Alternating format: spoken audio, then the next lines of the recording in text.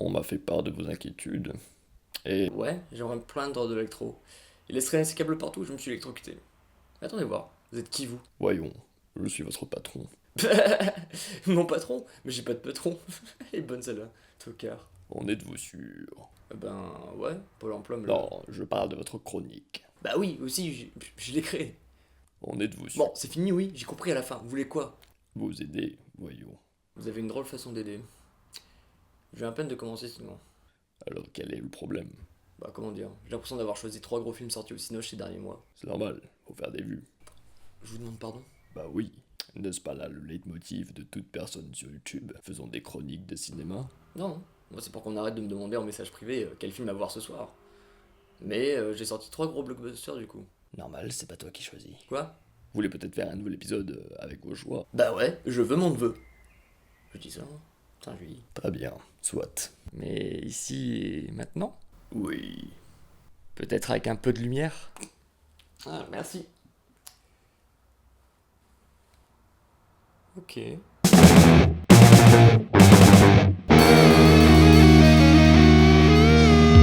Hey! J'étais enlevé et retenu prisonnier dans un garage, mais j'ai quand même eu le temps de changer de t-shirt et de regarder des films. Bon, le t-shirt, c'est nous. On vous a lavé aussi. Donc cette semaine, j'ai regardé pour vous.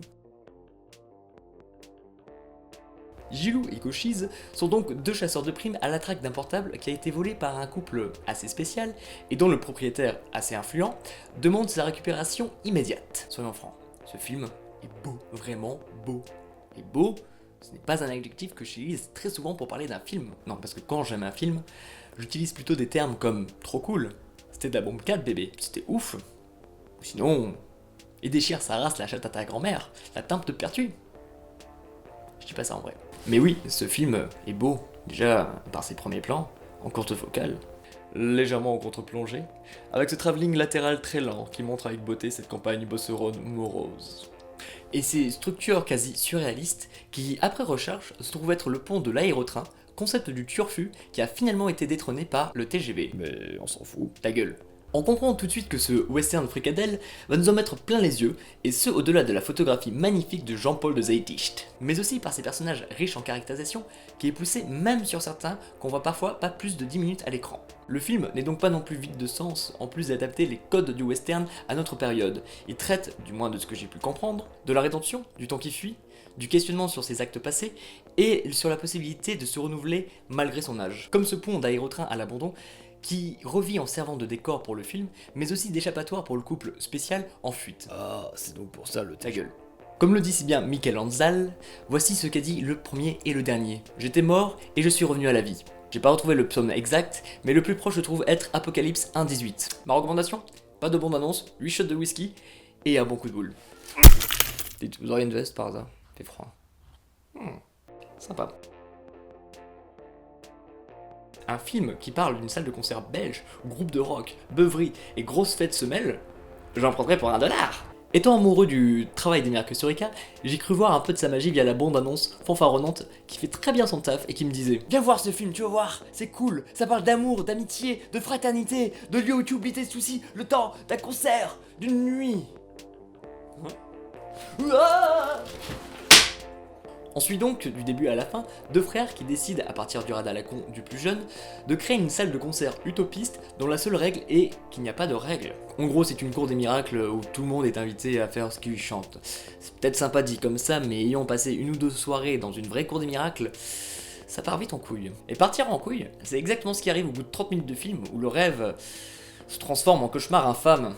Pour commencer, j'ai lu une interview de Felix Van Groningen qui veut, par ce film, en quelque sorte, pousser un coup de gueule contre ces bars boîtes de nuit qui, parfois par obligation financière, doivent piétiner le rêve utopiste d'un lieu libre à coups de pompe en augmentant le prix des consos tout en changeant radicalement la programmation musicale. À savoir à la base du rock déchaînant les foules et les pintes de bière à de l'électro de supermarché.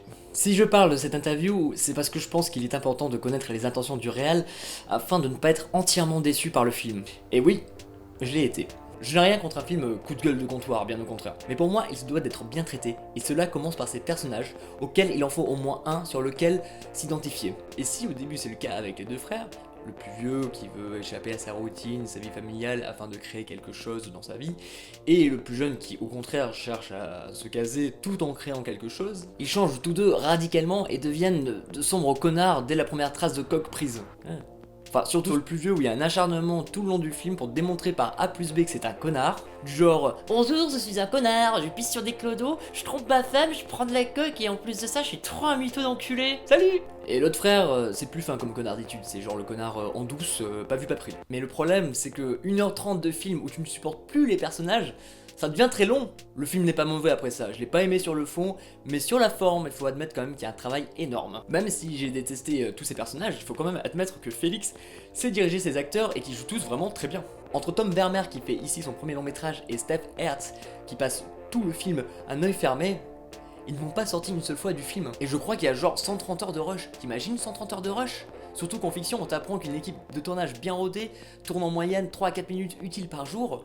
Je te laisse imaginer le montage. Bon, parfois t'as 2-3 séquences qui donnent l'impression d'avoir été tournées avec un portable et une minette. C'est ça une minette. Pas le... qu'a un film. Et parfois, sans aucun préliminaire, il te balance un magnifique enchaînement de plans, de toute beauté. Mais enfin, ça n'en fait pas un bon film. Du coup, ma recommandation, 4 bières triples et beaucoup d'Alka-Seltzer. Du métal, des démons, du sang et des tripes. Te la dis tout, j'arrive. Premier film du néo-zélandais Jason Lee Howden en tant que réalisateur. Normalement, il est compositeur d'effets visuels. Et oui, il a bossé sur The Hobbit. Mais il est surtout un grand passionné de métal en tout genre, du trash au death black jusqu'au stoner doom. Autant le dire, le gars maîtrise son sujet jusqu'au bout des doigts. Et voilà le premier problème. Ce film est fait par un passionné pour des passionnés de métal. Personnellement, ce premier constat ne me dérange absolument pas. Excepté que ce qu'il y a autour du personnage principal, dont on casse tout cliché du métalleux dans la plupart des films, est bien cliché.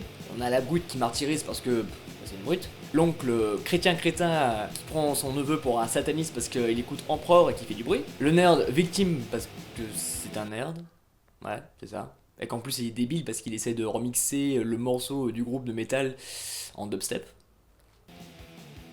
Et évidemment la blondasse toute niaise dont le personnage principal est sexuellement attiré. Quelle surprise. Et dont elle aussi est attirée par le personnage principal. Comme c'est pratique. Mais qui a le mérite d'amener de très bonnes blagues et de bons passages.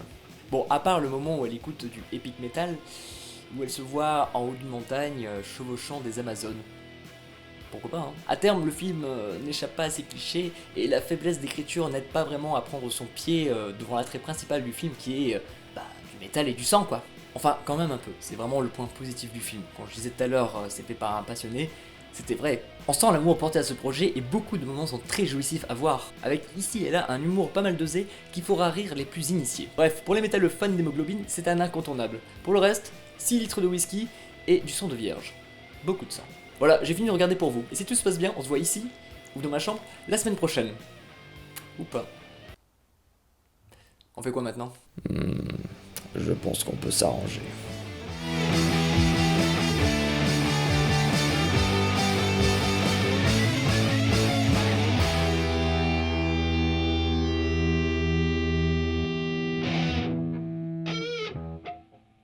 Vous pouvez m'amener au shot? J'ai une envie de chier immense.